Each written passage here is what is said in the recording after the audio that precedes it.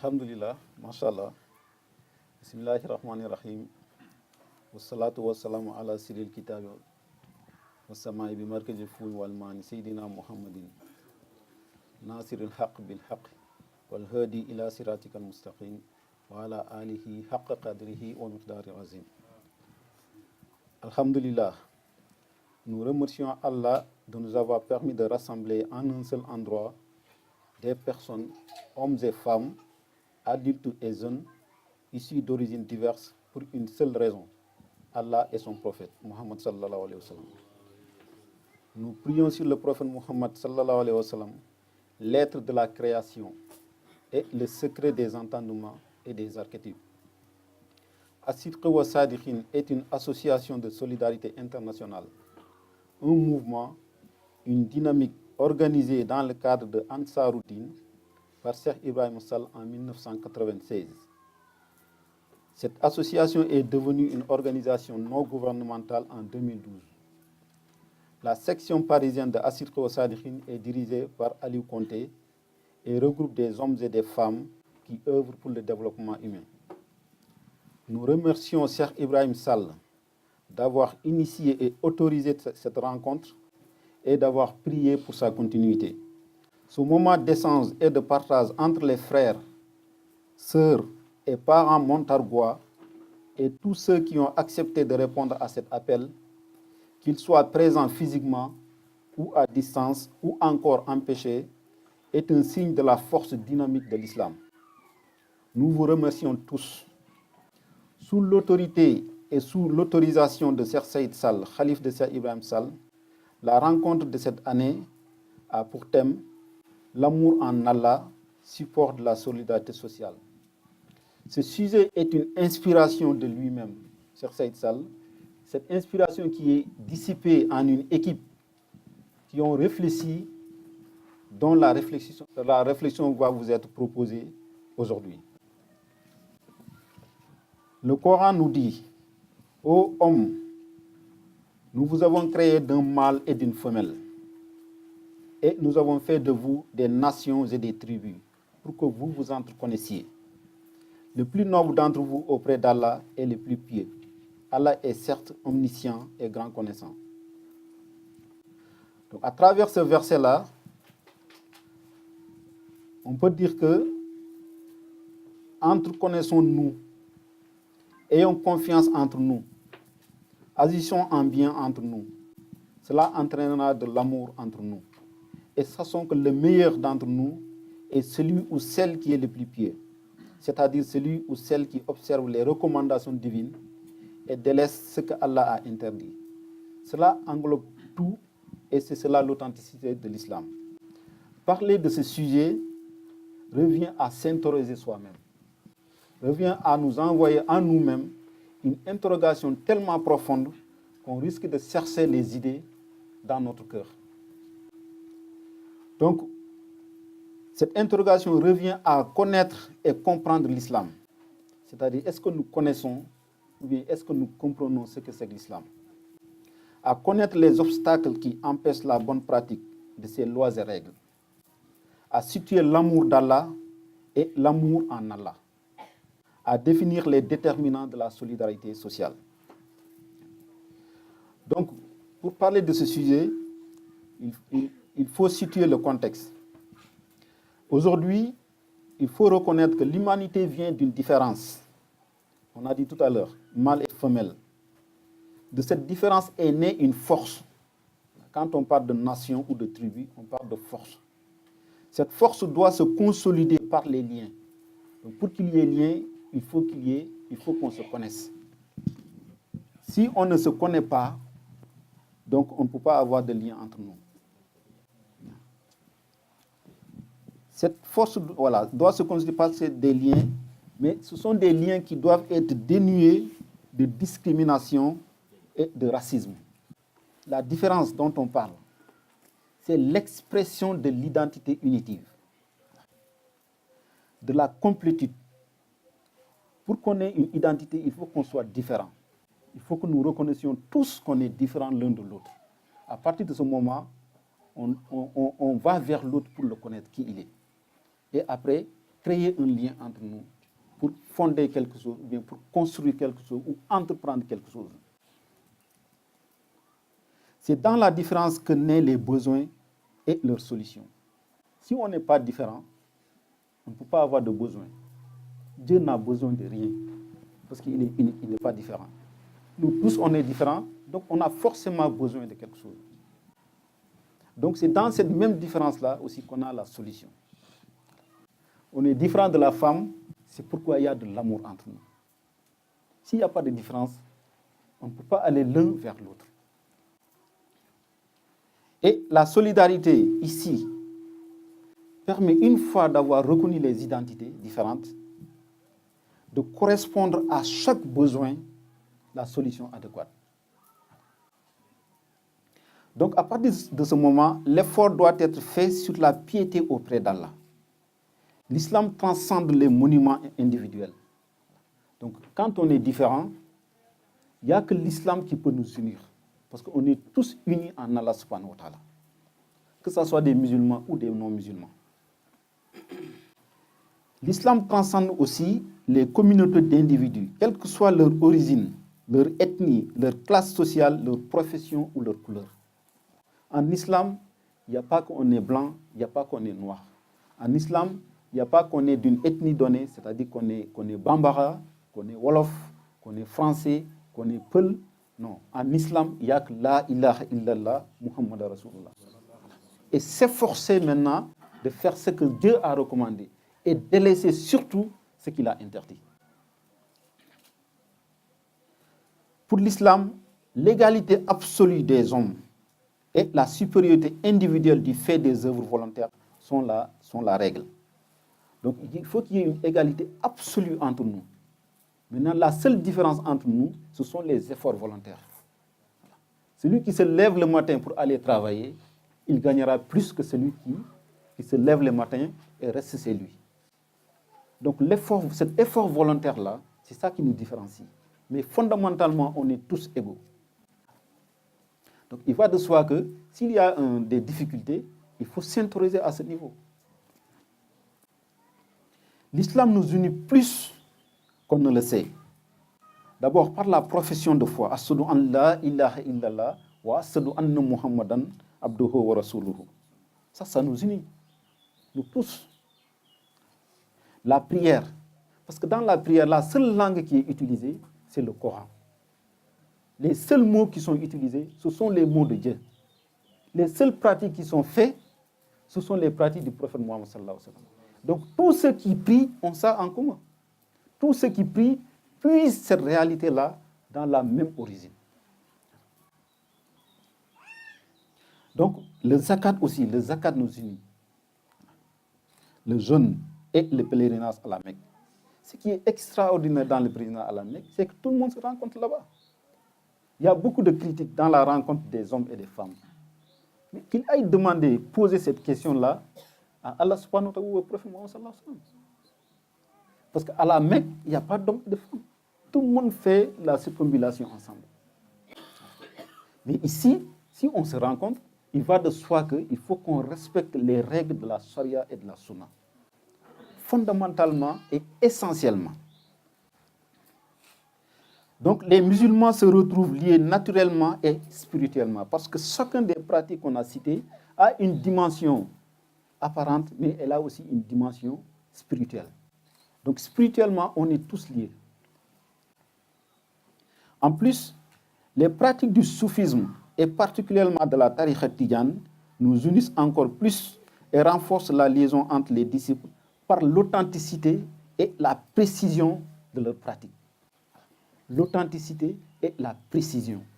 L'authenticité parce que la tariqa tidjane, comme dit Oussa Baham Diop, c'est un système que Cheikh Ahmed Tidiane Chérif a organisé pour faire vivre l'authenticité de l'islam. Donc on ne peut pas faire des wirds sans faire les pratiques essentielles. Parce que les wirds, ce sont que des nawafil. La lazim est élevée, la wazifa est élevée, le zikr juma est élevé, mais ce ne sont que des nawafil. Pour qu'on fasse des nawafil, il faut qu'on fasse d'abord les obligations. Voilà. Donc celui qui fait ses wirds, il fait obligatoirement ses obligations. obligatoirement, parce que le wird est conditionné par les obligations. On se pose la question, chacun de nous, s'il est assidu dans ses wirds, c'est qu'il fait les obligations. S'il n'est pas assidu dans ses wirds, il faut se poser des questions sur les obligations. Donc, il est urgent de rappeler que l'exécution des lois et règles d'Allah dans le cadre de la tradition prophétique assure la réussite et le succès. Et le non-respect de ces lois et règles entraîne la perdition. Donc, les lois et règles d'Allah, c'est-à-dire la charia, elles doivent être pratiquées dans la sunna. Les deux vont ensemble. L'un ne va pas sans l'autre. Faire dire que je respecte la charia et tu n'obéis absolument pas à la sunna, ça ne veut rien dire. Ça n'a pas de sens. La charia est respectée dans le cadre de la sunna. La charia est acceptée dans le cadre de la sunna. Donc, il faut qu'on reconnaisse cela et qu'on aille vers cela. De plus, le prophète sallallahu alayhi wa sallam a dit que plus on s'approche de la fin des temps, plus les difficultés sont nombreuses. On peut le constater dans la vie de l'être humain. C'est-à-dire, plus tu avances dans l'âge, plus tes capacités et tes possibilités sont réduites. Que ce soit apparente ou dissimulée. Le prophète sallallahu alayhi wa sallam a raccourci ce même hadith-là en disant que chaque jour sera plus difficile que le jour précédent, jusqu'au jour du jugement dernier. Donc on tend vers le jugement dernier. Donc chaque jour sera de plus en plus difficile. C'est à nous maintenant de tenir bon pour arriver, pour réussir les obstacles qui sont devant nous. Donc on peut toujours citer parmi ces difficultés qu'aujourd'hui, il est très difficile de faire du bien. Quand tu fais du bien, on te dit tu es trop innocent. Quand tu fais du bien, on te dit que c'est-à-dire que les gens ne te respectent pas. Quand tu fais du bien, on dit que tu n'as pas d'ambition. Donc c'est très très difficile aujourd'hui de faire du bien. Et pourtant, ceux qui te disent même que c'est dangereux, c'est pas bien, ce sont des proches à toi. Donc aujourd'hui, on a tendance à ne pas faire de bien. On a tendance à se cogner entre nous. On a tendance à oublier même que la réalité de faire du bien existe. Parce que des fois tu le fais, on te dit oui, tu es un blédard. C'est-à-dire que c'est au bled qu'on fait ça. Ici, on ne fait pas ça. Mais faire du bien n'a pas de nationalité. Partout où on voit, le bien, c'est toujours le même bien. Donc, ceci fait que ça réduit la confiance entre nous. Parce que quand je viens vers toi, tu me fais du mal. Mais comment veux-tu que j'ai confiance en toi? Quand je viens vers toi, tu me dis du mal. Quand je te donne rendez-vous, tu me dis oui, c'est un rendez-vous sénégalais. Je viens 2 heures de temps après. Alors que moi, j'ai tout abandonné pour venir à ce rendez-vous-là. Est-ce que tu as pensé à moi? Est-ce que quand tu fais ça, la prochaine fois, j'aurais envie de te rencontrer? Donc, à cela même, on peut voir, quand Dieu nous donne rendez-vous, est-ce qu'on répond à ce rendez-vous-là? Et pourtant, tous les jours, bien chaque instant, Dieu nous donne rendez-vous. Il nous donne rendez-vous dans ses obligations. Il nous donne rendez-vous dans la prière. Il nous donne rendez-vous dans le fait de faire du zakat. Il nous donne rendez-vous dans aimer l'autre.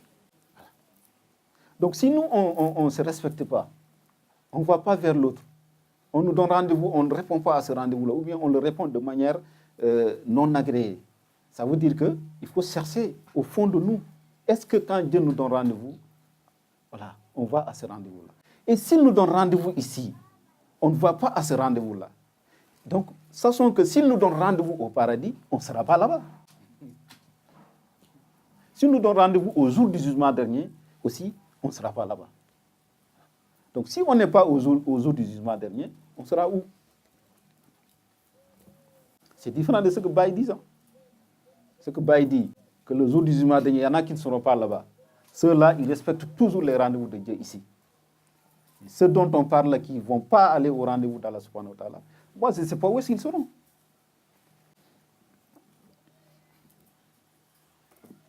Donc, aussi, parmi les difficultés, c'est qu'aujourd'hui, bien qu'on a une opulence qu'on voit partout, il y a beaucoup de facilités. Il y a les belles voitures, il y a les avions qui parcourent le monde, les moyens sont là, il y a le Wi-Fi, on peut tout faire. Mais on a l'impression qu'aujourd'hui, on est plus pauvre qu'avant. La richesse est là, mais on est plus pauvre qu'avant. On a des besoins, on ne peut pas les régler. Chaque jour que Dieu fait, on court derrière la recherche de biens. Si on gagne 1000 euros, à la fin du mois, on n'a rien, on est à découvert. Et pourtant, le 1000 euros de 1920, c'est toujours le même 1000 euros d'aujourd'hui. Donc, c'est que les difficultés sont devenues de plus en plus importantes. Les difficultés ne sont pas importantes parce qu'on est maître des difficultés. On fait ce qu'on a envie de faire. Si on se laisse embrigader par les difficultés, mais c'est nous qui serons les esclaves des difficultés. Mais la difficulté n'a pas de réalité. Elle n'a pas de réalité. Et nous, on est tellement réel que tout doit courir vers nous. Mais c'est nous qui courons vers les autres. C'est nous qui courons vers l'argent. On ne peut même pas contrôler ce qu'on gagne. Quand on a 10 euros, dès qu'on aille au supermarché, il y a les produits qui sont sur les étalages qui nous appellent en nous disant « Ah, c'est toi, je ne suis pas là-bas. Donc, achète-moi. » On n'a pas la capacité de résister à cela. Donc, on court toujours vers les difficultés. Toujours. Il y a l'iPhone 7 qui est sorti, il m'appelle. Tu as besoin de moi parce qu'aujourd'hui, il faut que tu aies un iPhone 7 pour pouvoir se connecter. Mais tous les téléphones peuvent se connecter. Donc, tout nous appelle. Même si on le prend à crédit, on le fait. Donc, sachant que nous sommes maîtres de ça, nous devons contrôler tout. Si on arrive à contrôler, le 1000 euros là, ça va être plus que 1000 euros pour nous, parce que ça va satisfaire tous nos besoins.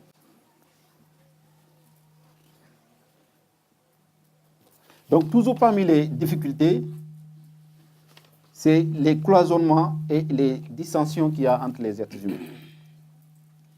Parce qu'aujourd'hui, on constate que les distances entre les villes s'agrandissent.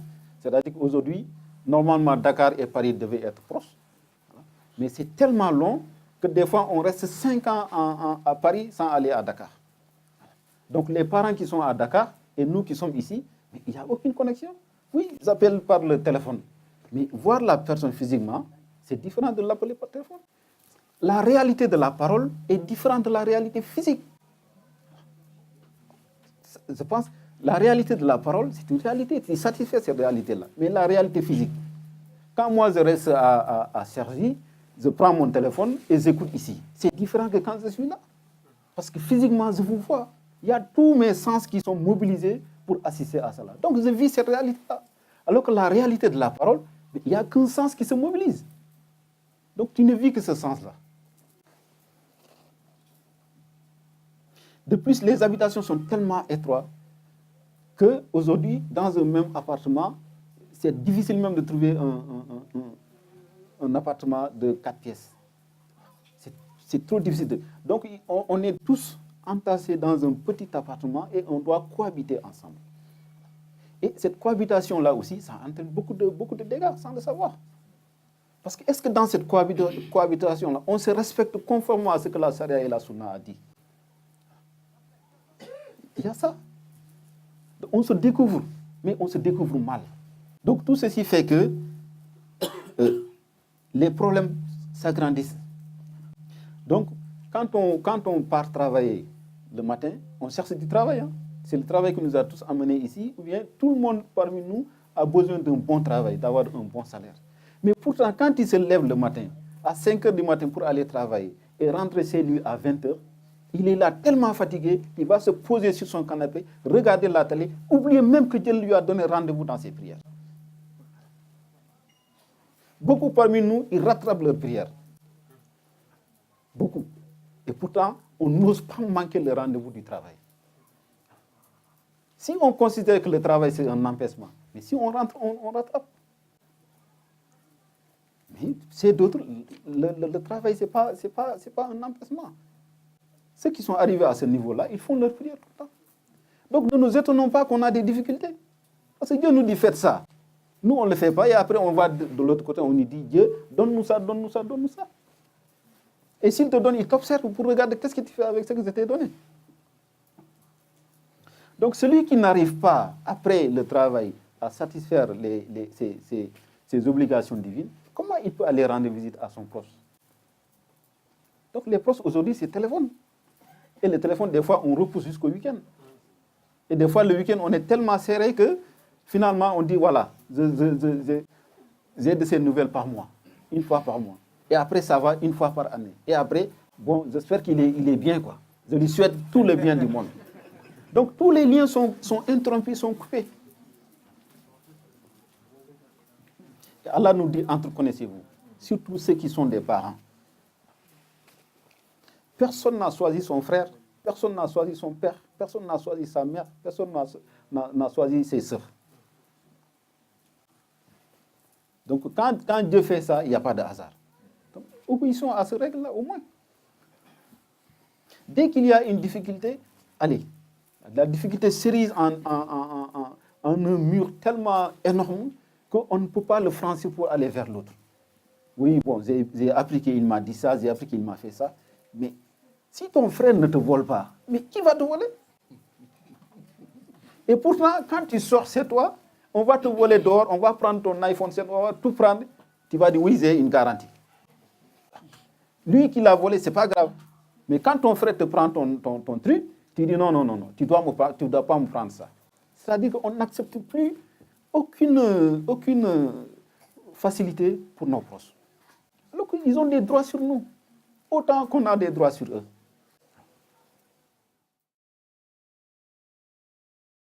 Auzu billahi